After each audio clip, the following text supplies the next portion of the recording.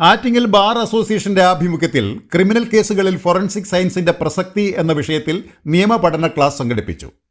Attingal court കോംപ്ലക്സിൽ സംഘടിപ്പിച്ച പരിപാടി ആറ്റിങ്ങൽ കുടുംബക്കോടതി ജഡ്ജ് എസ് സുരേഷ് കുമാർ ഉദ്ഘാടനം ചെയ്തു. Bar association president advocate S ബെൻസിയുടെ അധ്യക്ഷതയിൽ ചേർന്ന യോഗത്തിൽ bar association secretary advocate Dileep VL സ്വാഗതം ആശംസിച്ചു. ആലപ്പുഴ ഗവൺമെന്റ് മെഡിക്കൽ കോളേജിലെ മുൻ പ്രിൻസിപ്പലും തിരുവനന്തപുരം മെഡിക്കൽ കോളേജിലെ ഫോറൻസിക് മെഡിക്കൽ ഡിപ്പാർട്ട്മെന്റ് ഹെഡുമായ ഡോക്ടർ K. ശശികല ക്ലാസ് എടുത്തു. ശരിക്കും പറഞ്ഞാൽ ഒരു ഫോറൻസിക് മെഡിസിനിലെ ഫോറൻസിക് സയൻസും ഫോറൻസിക് മെഡിസിനും രണ്ട് ഡിഫറെൻറ്റ് ഏരിയാസാണ്. ഫോറൻസിക് മെഡിസിൻ എല്ലായ്പ്പോഴും മെഡിസിനുമായിട്ട് ബന്ധപ്പെട്ട് MBBS എടുത്തവർ കൈകാര്യം ചെയ്യുന്ന ഒരു വിഷയമാണ് ഫോറൻസിക് മെഡിസിൻ.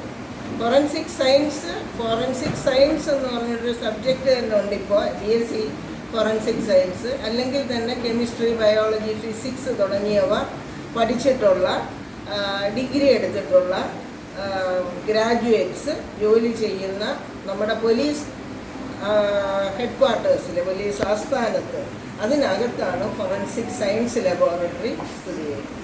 ഫോറൻസിക് മെഡിസിൻ പലപ്പോഴും പലയിടത്തും എല്ലാ മെഡിക്കൽ കോളേജസിലും ഉണ്ട്. പിന്നുള്ളത് ഹെൽത്ത് സർവീസിൻ്റെ ഹോസ്പിറ്റൽസിലാണ്. അപ്പോൾ നമുക്കിപ്പോൾ ഒരു പോസ്റ്റ്മോർട്ടം ചെയ്യണമെങ്കിൽ നമുക്കൊരു റെക്കഗ്നൈസ്ഡ് ഇൻസ്റ്റിറ്റ്യൂട്ട് മെഡിക്കൽ കോളേജിൽ നിന്ന് MBBSൻ്റെ പെർമനൻറ്റ് ഡിഗ്രി ഉള്ള ആളും ഒന്നിൽ ഗവൺമെൻറ് അല്ലെങ്കിൽ ലോക്കൽ ബോഡി അപ്പോയിൻ്റ് ചെയ്ത ആളിനും മാത്രമേ പോസ്റ്റ്മോർട്ടം ചെയ്യാൻ പാടുള്ളൂ. അല്ലാതെ ഒരു ഫോറൻസിക് സയൻസ് എല്ലായ്പ്പോഴും രണ്ടും കൂടെ ഒരുമിച്ച് കൂട്ടിയാണ് പറയുന്നത്. പക്ഷെ രണ്ടും ഡിഫറൻറ്റ് രണ്ട് ഏരിയാസാണ്. ഇപ്പോൾ ഒരു ഫോറൻസിക് മെഡിസിനിലെ ഒരു ഡോക്ടർ ഒരു പോസ്റ്റ്മോർട്ടം ചെയ്യുമ്പോൾ, ഒരു ബോഡി കൊണ്ടുവന്നു പോസ്റ്റ്മോർട്ടം ചെയ്യാനായിട്ട് തുടങ്ങുമ്പോൾ നമ്മൾ നോക്കുന്നതൊന്ന് കഴിയുന്നതും പകൽ സമയത്ത് തന്നെ ചെയ്യണം. അതിനൊരു കാരണമുണ്ട്.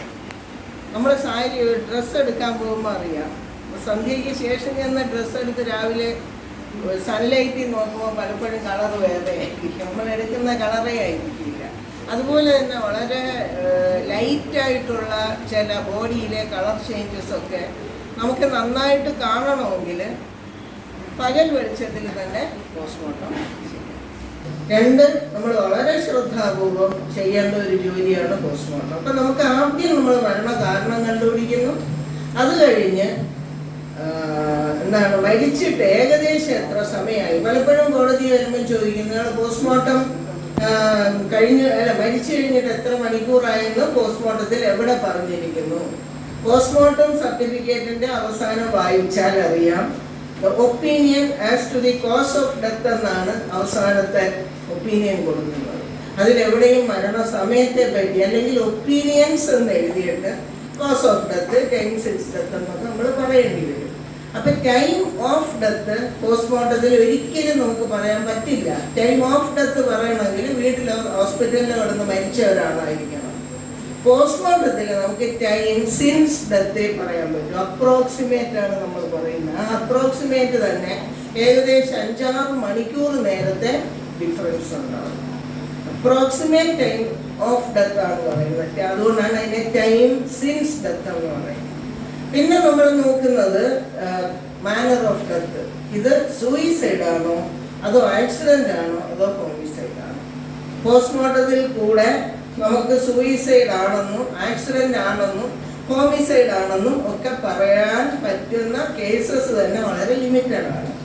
പലപ്പോഴും നമ്മളുടെ ഫൈൻഡിങ്സ് ഓപ്പണായിട്ടും ഫ്രാങ്കായിട്ടും പറയുകയാണെങ്കിൽ പോലീസിന്റെ അന്വേഷണവുമായിട്ട് ആണ് ക്യാരി ചെയ്ത് പോവേണ്ടി വരുന്നത്. ഇപ്പോൾ ഞാനൊരു cause of death death was due to ഹാങ്ങിങ് എന്ന് കൊടുത്തു. ഹാങ്ങിങ് സൂയിസൈഡ് ആവാം, ആക്സിഡന്റൽ ഹാങ്ങിങ് ആവാം, ഹോമിസൈഡും ആവാം. പോലീസിന്റെ ആദ്യത്തെ അന്വേഷണം വരുമ്പം അതിലൊരു സംശയവും കാണില്ല, സൂയിസൈഡൽ ഹാങ്ങിങ്. സബ്സീക്വന്റ് ആയിട്ട് ആരെങ്കിലും കംപ്ലൈന്റ് കൊടുത്ത് വീണ്ടും ഇൻവെസ്റ്റിഗേഷൻ പുരോഗമിച്ചു വരുമ്പോൾ അത് ചിലപ്പോൾ ഒരു ഹോമിസൈഡൽ ഹാങ്ങിങ് ആവാം. ഇപ്പം രണ്ടായാലും ഈ ഒരു ഒപ്പീനിയൻ കൊടുത്തു കഴിഞ്ഞാൽ അത് ഏത് വിധത്തിലാണ്, അങ്ങനെ ഉണ്ടാവാൻ പറ്റുമോ എന്ന് ചോദിച്ചാൽ അങ്ങനെ ഉണ്ടാവാൻ പറ്റില്ല, നമുക്ക് പറയാനും പറ്റില്ല. ഇതിനൊരു നല്ല എക്സാമ്പിൾ ഞാൻ പറയാം. പലപ്പോഴും ട്രാഫിക് ആക്സിഡന്റ് കേസസ് മജിസ്ട്രേറ്റ് കോടതിയിൽ നമ്മൾ വരുമ്പോൾ ഒപ്പീനിയനൊക്കെ വായിച്ചു കഴിയുമ്പോഴത്തേനും ചോദിക്കും, പബ്ലിക് APP ചോദിക്കും, ഇത് ഒരു കാറില് ഒരു ബൈക്ക് എന്ന് ബസ്സിൽ ഇടിച്ചാൽ ഇത് ഉണ്ടാവാമോ? ഉണ്ടാവാം. ചടങ്ങിൽ ഡോക്ടർ കെ ശശികലയെ ആറ്റിങ്ങൽ ബാർ അസോസിയേഷൻ മൊമെന്റ് നൽകി ആദരിച്ചു. സീനിയർ ജൂനിയർ അഭിഭാഷകർ, നിയമവിദ്യാർത്ഥികൾ തുടങ്ങിയവർ പങ്കെടുത്ത പരിപാടിയിൽ ബാർ അസോസിയേഷൻ എക്സിക്യൂട്ടീവ് കമ്മിറ്റി അംഗം അഡ്വക്കേറ്റ് അതുല്യ AS നന്ദിയും രേഖപ്പെടുത്തി. Beacon news, Attingal.